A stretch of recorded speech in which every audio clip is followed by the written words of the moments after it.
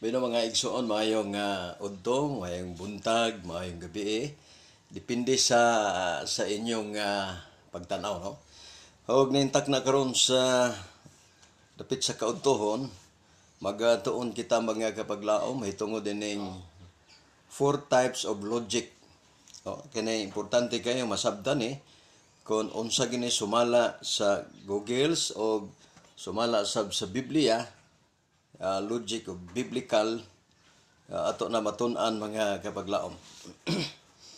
Ang kining upat ka mga lohika nga atong pagatun-an, gitawag di siya og number one, deductive. Deductive. Deductive, dayon ang ikaduha gitawag ni siya og inductive. Ang ikatulo, abductive. Ang ikaupat, metaphoric inference. Kining upat mga higala gitawag ni siya og characterized by or based on the inference from a general law. Og atong hibaluan nga atong masayran kining mga lohika nga atong paggagamiton, wala dita masayod kapaglaom mga kaigsuunan, mga kadibiter, nga kini di ay atong gihimo pagpanubag, mga lisod nga mga pangutana, lohika rin na, no? Logic. Ug wala ta masayod na nga gigamit na nato, pero ta masayod nga kana naa sa upat ka klase nga lohika kon gitawag og logic. Una na to ang deductive. Unsa man ang deductive? Ang deductive mga kapaglaom, mga higala, gitawag na siya kung ari ka mo search sa Google. Deductive in Cebuano. Gitawag na siya og makahinuklog. But pasabot na ay mga pangutana og ato nga mga tubag nga makahinuklog. But pasabot dili tanan di ay pangutana o tubag nga makapasakit sa mga tao o sa imong kaatbang. Dili mga higala, depende na sa imong lohika nga gigamit. Kung gamiton nimo ang deductive, gitaw na siya more documents or kamatuoran nga naa sa Biblia. Mabasa, imo gayod nga mapahat ngadto sa imong kaatbang. Gitaw na siya og deductive. Karon gigamit ni siya dito sa tanaman sa Eden. Ang nagamit ini kapaglaom, si Satanas ang nagamit ining deductive. No, number one yun yung pangutana. Nya dili day mo magkakaon sa mga kahoy sa tanan sa tanaman. Iyang deductive, gipasulod niya. Gipahinuklog. Sa ato pa, loading. Siya, dili man, pakanon mamini ining mga kahoy nga naa, mga kahoy dinhi, mga bunga sa kahoy. Gawas niya nang naas taliwala, kay kun kami muhikap o mugkaon niya na, mamatay gayod kami. Mo ba? Mao na ingon sa Ginoo nga mamatay gayod kami. Sa ingon sa Yawa, gigamit niya ang deductive. Dili ka mamatay. Kung mukaon ka niini, maupin, maabli. Kay nasayran sa Ginoo nga kung mukaon niya ana, maabli, makahibalo mo sa maayo o sa dautan. Muna nga nahinuklog kuan siya, kining nahiugbok siya. Mga kapaglaom unya. Wala na siya ingon niya gihuna-huna pa. Iya nakita ang kahoy nga maayo, may sudungon, may kaunon, o giya kining gikaon mga kaigsunan. Iya kining gikaon. Muna nga gigamit na siya dito sa panahon sa tanaman sa Eden. O malampuson kaayo mga igsoon ang Yawa na gamit niya na. Pero dito sa langit, una siyang napildi ni Ginoong Hesus dito sa langit. Dunay dakong debate Kanang gingos pinadiagnose nga gubat, dili na siya gubat nga sama nato dinhi magsiga-siga. Dako nga debate na didto sa langit. Pamatud-an sa Yawa o ni Lucifer nga ang Dios bangis bias. Ha? Bangis bias ato pa may lang si ang kaugalingon. O daghang nakabig ni Satanas niya ng panahon na. Pero sa debit nila mga kapaglaom, pildi ang Yawa o gihulog ang Yawa dinhi sa atong kalibutan. Pinadeg 12, 8 hantod sa 12. Diha mga kaigsunan. Ang ikaduha kabaglaom, inductive. Ang inductive kung ari ka sa Google lagi magsusi sa Binisaya, sana-sana or bana-bana. Oh, sana-sana or bana-bana. Dili sample, dili man nimo mabasa. Uyon ka nga kining imong pagsulti sa imong tema nga tinuod, bana-bana lang kini. O, sa logic mga kaigsunan. Kay dili man kini mabasa.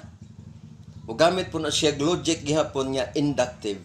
Ang iyang tubag, natural. Kay dili tanang kamatuoran nga mabasa sa Biblia na ay toth masabot na to nga tinuod bisan kini dili mabasa. Gitawag na siya og inductive. Mga bana-bana o sana-sana sa mao nga kini mahimo siya nga husto. Ikatulo, abductive. Ang abductive gitawag na siya makadagit. Sa tupa, madagit ka, madala ka. Muna siya lig-on nga logic mga kaigsunan. No? Lig-on nga logic tungod kay gitawag ni siya more techniques or daghan ni siya og mga taktika ug unsaon nga makabig ka, madala ka. Oh, number 1 himuon ani kining abductive. Ang himuon nila ni permerong pangutana kwan pa kining mga sayon ra kayo. Unang pangutana, eleven simple ra gyud. Uyon ka ba nga ang imong tema matud pa nimo gibase nimo sa Biblia? Oh, uyon ko gibase nako sa Biblia. Kay uyon ka papod kay gibase nimo sa Biblia na agi imong mapamatud-an diha sa Biblia. Naa. Kay naa may mapamatud-an diha sa Biblia sa to pa giganoy kaniya. Gidagit kaniya, giganoy kaniya padulong ngadto sa hilabihan sa pagkalisod. Pero kung mogamit po kag abductive nga tubag, matrap pod siya, no? Matrap pod siya.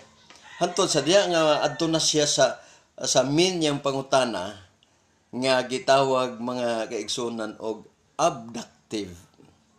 Sa min nagyang pangutana mo pinagitawag pinakalisod niyang pangutana. Gamitan po na sa kontra og abductive nga tubag. Sa to pa trapping.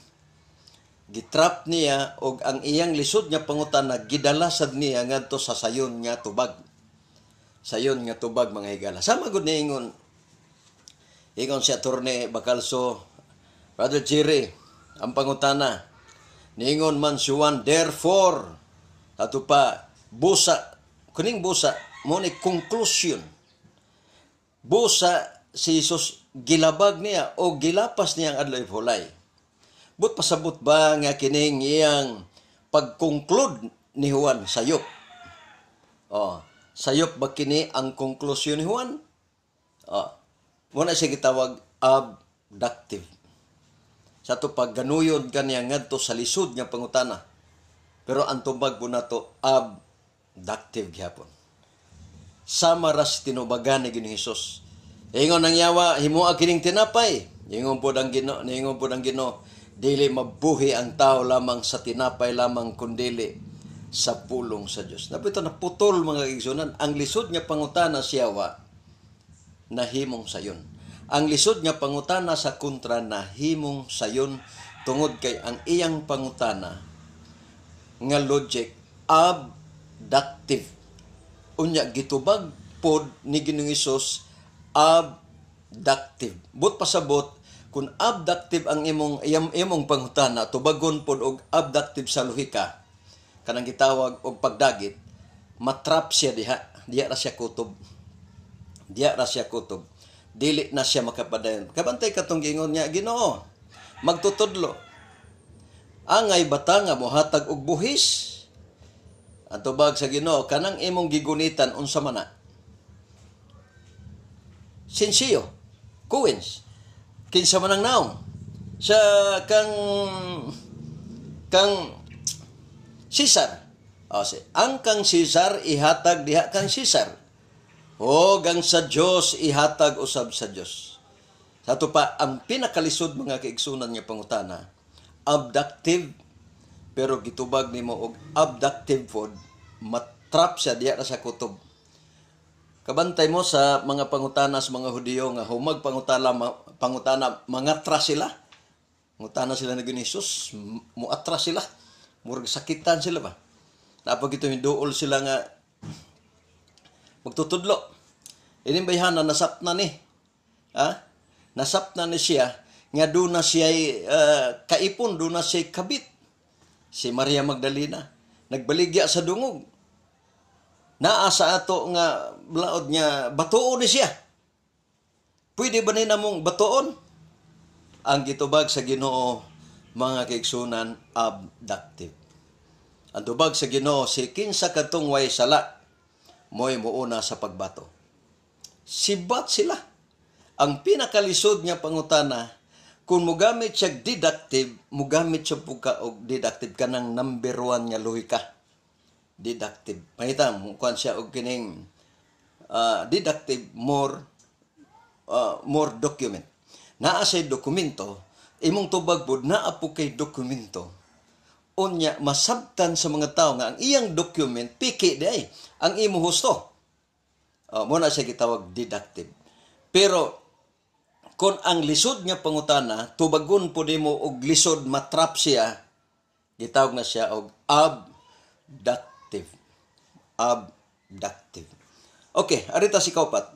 Metaphoric inference. More gitawag na siya og figure of speech. Ang gigamit ni Ginoong Hesus sa mga sambingay. Sambingay, ang figure of speech, sama ron mihilak ang langit. Figure of speech na siya.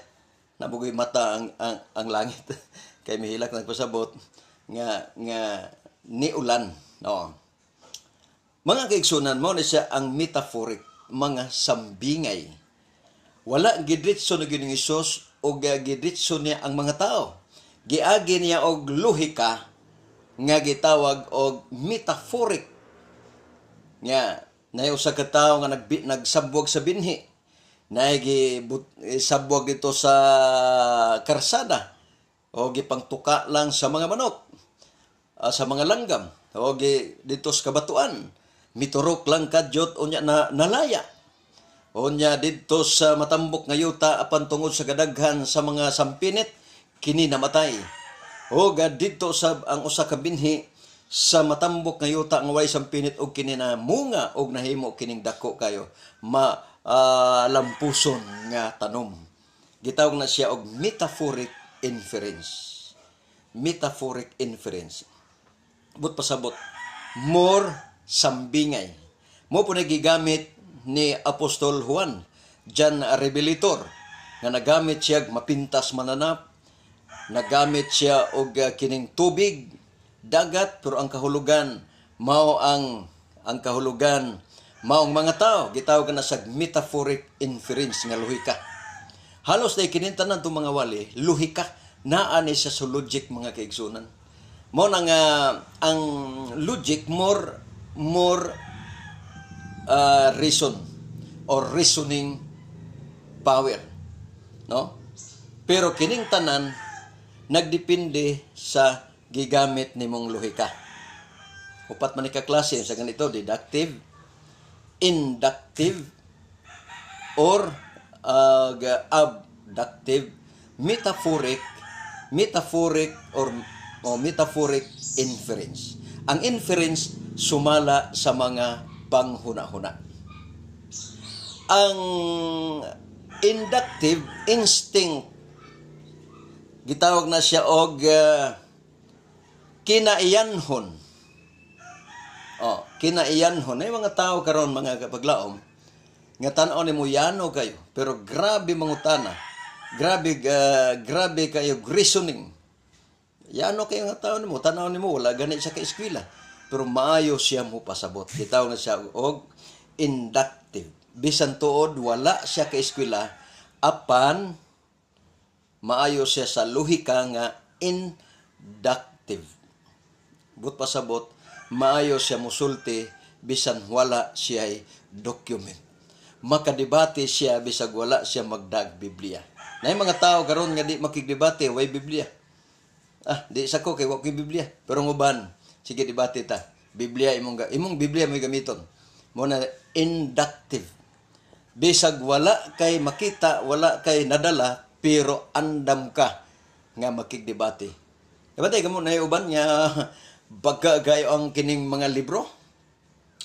Agang kayo nang lapas tawgod. Pero nay uban ka tao nga mga debater nga usa lang ka Biblia ang gidala. Pwede na. Gitawag na siya og lohika inductive. Ang challenge question mga kaigsunan gigamit na sa panahon ni Job. Ni challenge question ang yawa, nagtuo siya nga mapili na pud ang Ginoo. Kaya mo mang Ginoo kagikan Satanas sa kakanaog nga tunganhi. Nakita mo ba ang akong alagad nga si Job? O siya usa ka taong matarong, si tubag siya matarong lagi kay imo mang gipanalanginan. Pero kuha ang panalangin, kuha ang depensa niya. Ay mga igsoon, kung kuhaon ang mga depensa, kuhaon bitaw kining mga kuan, wala na. Moabot na to ang dimalas, moabot na tong kalisod, kumbiyaan na ta sa Ginoo, wala na. Makapasok naman ang yawa mga igsoon. Muna nga gikuha tanan mga higala. Apan sa diha nga gi-challenge na pildi ang yawa mga higala. Kay bisan na nakuhaan nagkatigayunan si Job salikway sa iyang asawa. Namatay ang iyang mga anak, mga kahayupan, pero nagpabilin siya nga nagalagad sa Ginoo. Gani ningon siya, kung ako mamatay, kung ako gikas tuguangkan, hubo usab akong mubalik sa yuta. Kay hubo man siya kay dagham sa sakit, mga kabahong, mga kaigsunan. Pero wala niya gisapayan. Ningon ang Ginoo, ngadto kang Job, sulti Job, ug unsay mo ikasulti, wala mga kaigsunan. Pagkanindot sa batasan, no? Gigamit nga lohika mga kaigsunan ni kining ni Job mga kaigsunan. Ang iyang gigamit mga higala maong deductive, mga paghinuklog sa iyang kinaiya nga nakita nga grabe siya ka mapainubsanon. Mao na mga kapaglaom. Salamat kayo sa inyong pagpakiguban, no mga higala. Og manghinaot ko nga masabtan nato ning upat. Number 1, deductive, makahinuklog. Kanang but pasabot nga more document pruiba nimo. Mo na nga daghan ang mga tao nindot ni siya gamiton deductive. Ikadua inductive. Kung nay mga panahon nga nakadibit ka nga walay imo, magamit nimo siya inductive. Kanang gitawag nato bisag wala pa kay gigunitan pero pwede ka makadebate. Abductive kining gitawag madagit. Maayo ka nga muganoy ngadto sa lisod kayong pangutana. Abductive. Metaphoric inference. Maayo ka mudala og mga pananglitan, mga pruiba, sample brad, mao ni brad, sige bidigay pong kagasabot, muna sa gitawag lohika. Kining upat, deductive, inductive, abductive, o metaphoric inference magamit ni mga kaigsunan. Thank you very much. Salamat kay siyong pagpakiguban. Ang Diyos magapanalangin ako mag-ingon, wala kita mahimo sa pagpakibatok sa kamatuoran, kundi pagdapig sa kamar. Thank you very much og maayong udto kanatong tanan. Thank you.